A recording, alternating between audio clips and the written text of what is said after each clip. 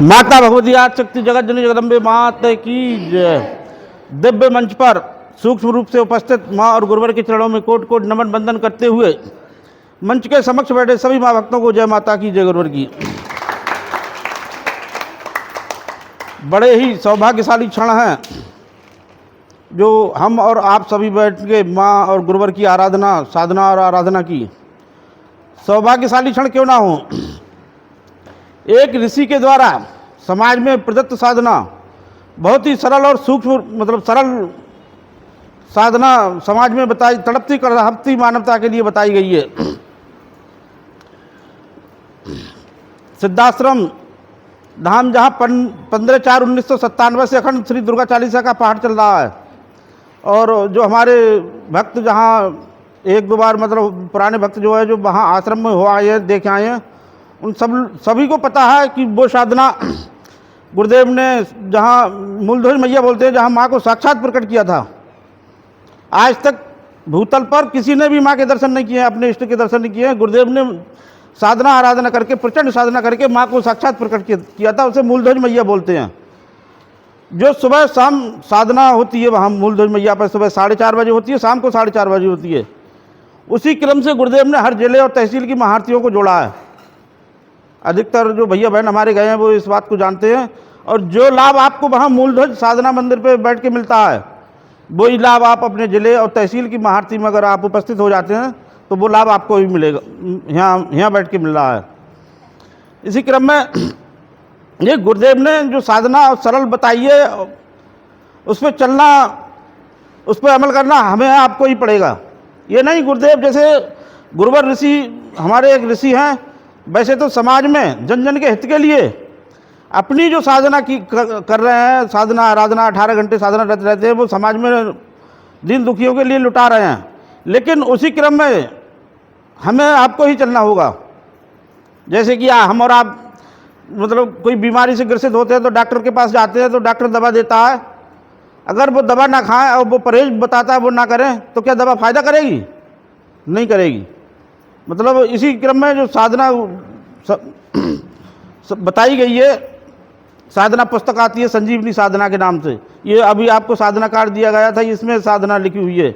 इसके बताए अनुसार दीपक भैया सुन लो, जैसे आपने शिथिलता न्यूनता की साधना के क्रम से अगर आपको अपने को नहीं जोड़ेंगे साधना में तो वो ऋषि शक्ति है।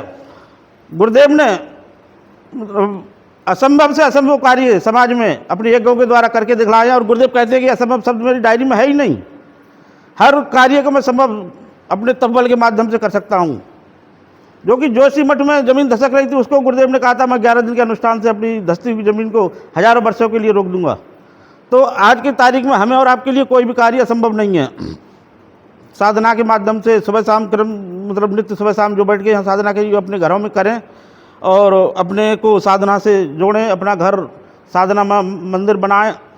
ये ध्वज आता है अपने घर के गेट पर माँ का ध्वज लहराएं, सुबह शाम शक्ति जल का पान करें, बच्चों को कराएं।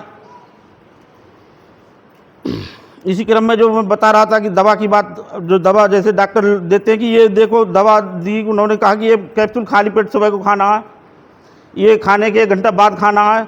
तो इसी क्रम में हमारे आश्रम से जो छोटे छोटी चीज़ें, छोटे छोटे नियम हैं, शक्ति जल है, मस्तक पर कुमकुम है, गेट पर माँ का शक्ति ध्वज है, ये छोटे छोटे क्रम अपनाएं।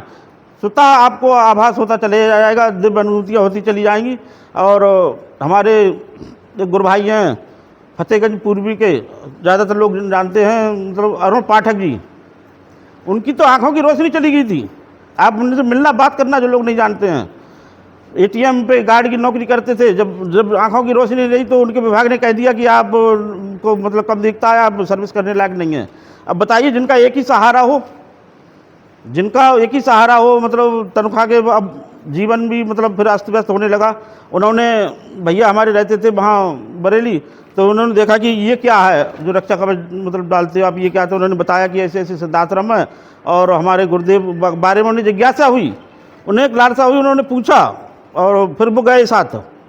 तो गुरुदेव से मिले, अपनी समस्या बताई। गुरुदेव ने कहा किसी डॉक्टर को दिखा लेना, मेरा आशीर्वाद है। उनकी आंखों की रोशनी था स्थिर रुक गई, उनका जैसे कार्य करने की क्षमता उन्हें दोबारा लौटाई। अब फिर गुरुदेव का आशीर्वाद देखिए, जहाँ बरेली में नौकरी करते थे अपने गांव से, पूर्वी फतेहगंज से बरेली कई किलोमीटर पड़ती है, 25-30 किलोमीटर से ज़्यादा पड़ती है, मतलब 35 किलोमीटर करीब पड़ती है। फिर उन्होंने, विभाग ने उन्हें नौकरी दी, तो अब वो अपने गांव से 3 किलोमीटर 4 किलोमीटर पैदल भी चले जाते हैं, साइकिल से भी जाते हैं, भाई नौकरी कर रहे हैं, सुबह शाम साधना कर रहे हैं। इस समय फरीदपुर के टीम प्रमुख हैं और फरीदपुर में उन्होंने महाआरती ले ली। वो उनका सब परिवार, बच्चे, बीवी सब आते हैं और महाआरती का क्रम फरीदपुर में संपन्न कराते हैं। और बहुत ही अच्छे, मतलब जब से उनको बहुत ही अच्छी जीवन गुजर रहा है, तो हमें और आपको ऐसे लोगों से सीख लेने की आवश्यकता है। और इसी क्रम में हर वर्ष की भांति इस वर्ष भी शारदीय नवरात्रि में एक विशाल आत्मोत्थान शिविर का आयोजन किया जा रहा है, जिसमें घर के आंवला से एक बस जाएगी। तो जिस गुरु भाई बहन को जाना हो तो तेजपाल जी से संपर्क कर लें और ज़्यादा से ज़्यादा संख्या में वहाँ पहुँचें। इसी के साथ साधना का समापन करते हैं। जय माता की, जय गुरुवर जी।